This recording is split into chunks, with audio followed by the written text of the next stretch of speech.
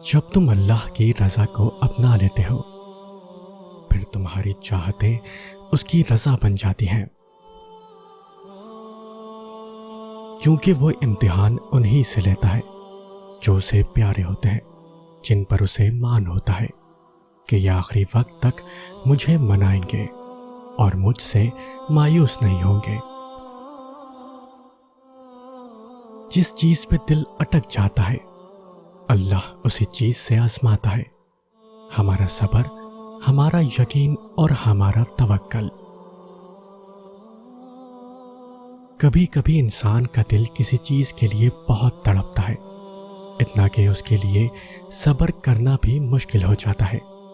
انسان ہر روز اس چیز کو حاصل کرنے کے لیے ہر اس لمحے دعا کرنے کی کوشش کرتا ہے جو لمحہ دعا کے لیے افضل ہے، اور اس کی آنکھیں اپنی مانگی گئی دعا کے قبول ہونے کے انتظار میں ہر روز ادھر ادھر تکتی رہتی ہیں، اور یہ تو بھول ہی جاتی ہیں کہ اللہ نے ہر چیز کو عطا کرنے کا ایک مخصوص اور بہترین وقت مقرر کر رکھا ہے۔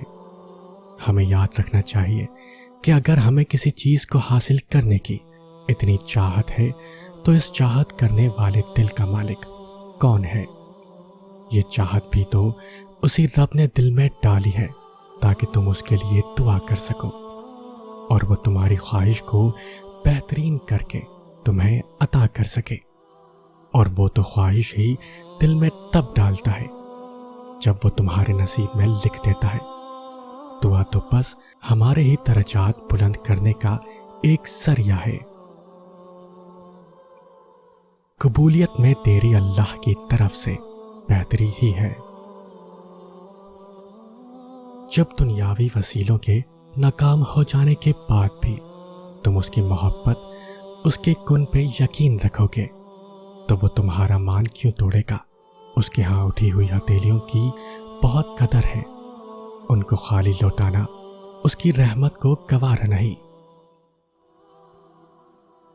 اگر تم اسے دیکھو جو اللہ نے تمہیں دیا ہے تو تم کبھی بھی اس کے لیے پریشان نہ ہو جو ابھی تم مانگ رہے ہو، کیونکہ جس نے بن مانگے اتنا کچھ دے رکھا ہے، پھر وہ کیسے وہ دعائیں نہیں قبول کرے گا جس کے لیے تمہارا دل سجدوں میں روتا ہے۔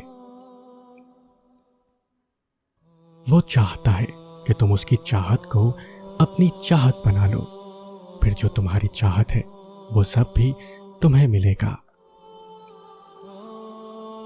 کیا پتا تم جو مانگ رہے ہو وہ تمہیں اس نے عطا کرنا ہی مگر اس سے پہلے وہ تم سے بہت بڑے بڑے کام لینا چاہتا ہو سکتا ہے وہ تمہیں پہلے اپنے بہت قریب کرنا چاہتا ہو تاکہ جب تم اپنی خواہش پا بھی لو تو اس رب کائنات کو بھول نہ جاؤ۔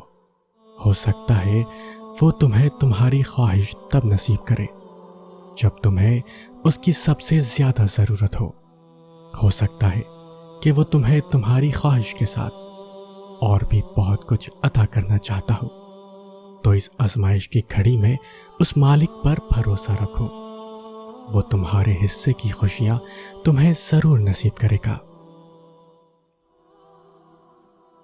جس کو وہ اپنی جانب لانے کا ارادہ کرتا ہے اس کو پھر اس کی نصیب کی ڈور میں الجھا دیتا ہے۔ جس کو اس نے اپنے قریب لانا ہو اسے دنیا کی اصلیت دکھا کر باقیوں سے فاصلہ بڑھا دیتا ہے۔ اللہ تم پر تمہاری رضا کے راستے تب بند کرتا ہے جب وہ چاہتا ہے کہ تم اس کے راستے پر دوڑے چلے آؤ۔ وہ تمہاری دعائیں اس لیے اپنے پاس سنبھال لیتا ہے تاکہ تم ان کی التجا لے کر بار بار اس کے روبرو جاؤ۔ وہ اگر آزمائش دیتا ہے تو تمہیں اس پر پورا اترنے کی ہمت بھی دیتا ہے۔ وہ کبھی بھی تمہیں نا امید نہیں ہونے دیتا۔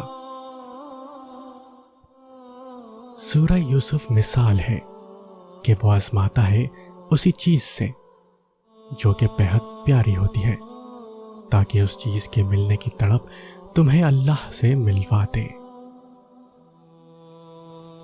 کچھ مانگنے والی عطائیں ایسی ہوتی ہیں جو اسے بہت پیاری لگتی ہیں، پھر وہ اس ادا کو بار بار دیکھنے کے لیے قبولیت کا وقت بڑھا دیتا ہے۔ اگر ناممکن کو ممکن دیکھنا چاہتے ہو تو پہلے خدا سے دوستی تو کرو۔ دنیا میں ایسا کچھ بھی نہیں جس پر تمہارے رب کا اختیار نہ ہو۔ وہ تم سے کچھ چیزیں اس لیے دور کرتا ہے تاکہ تم اس کے پاس رہ سکو۔ اللہ نے تمہارے لیے بہت کچھ سنبھال رکھا ہے اور تمہیں وہ سب حاصل کرنے کے لیے اس پر بھروسہ رکھنا ہوگا۔ تم اگر اپنی اس جھولی کو بھرنا چاہتے ہو تو تمہیں پہلے اپنی اس خالی جھولی پر خوش رہنا سیکھنا ہوگا۔ اللہ تم تک تمہاری طلب تب لاتا ہے جب تم اس کی طلب کے علاوہ ہر طلب سے لا طلب ہو جاتے ہو، اور جب وہ مہربان ہوتا ہے تب وہ ساری حقیقتیں تم پر عیاں کر دیتا ہے۔ پھر وہ یا تو تمہاری رضا میں راضی ہو جاتا ہے یا تمہیں اپنی رضا میں راضی کر لیتا ہے۔ اللہ جانتا ہے کہ تمہاری چاہت کو کب اور کیسے تم تک پہنچانا ہے۔ تمہیں بس توکل رکھنا ہے کہ اگر وہ ایک ستارہ تمہیں نہیں مل سکا جو تم نے مانگ رکھا تھا تو ممکن ہے اللہ نے پورا آسمان تمہارے لیے لکھ رکھا ہو۔ اللہ کے سامنے گڑ گڑاتے ہوئے ایک مرحلہ ایسا آتا ہے جب مناجات کی لذت اس حاجت سے زیادہ محبوب ہو جاتی ہے جس کے لیے انسان گڑ گڑا رہا ہوتا ہے۔ یہی اس کی عطا کا انداز ہے کہ وہ پہلے تمہیں مانگنا سکھاتا ہے اور پھر وہاں سے عطا کرتا ہے جہاں سے ملنا تمہیں ممکن نہیں لگتا۔ وہ تمہیں تم سے گزار کر ہی خود تک لاتا ہے۔ وہ تمہیں پہلے تمہاری پہچان کرواتا ہے پھر اپنا بتا دیتا ہے۔ تم اپنی مرضی سے اس کی جانب نہیں جاتے بلکہ جب اسے تم پر بہت پیار آتا ہے تب وہ ایسے حالات پیدا کرتا ہے کہ تم اس کی جانب کھنچے چلے جاتے ہو، اور وہ آزماتا ہے تمہیں تمہارے دل کے قریب چیزوں سے۔ تو کیا تم بھول گئے ہو حضرت یعقوب علیہ السلام کا قصہ؟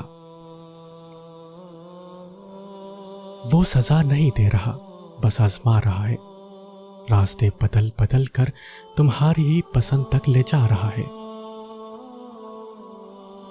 دیر فقط اس لیے ہو رہی ہے کیونکہ تمہاری آواز اللہ کو پسند آ چکی ہے۔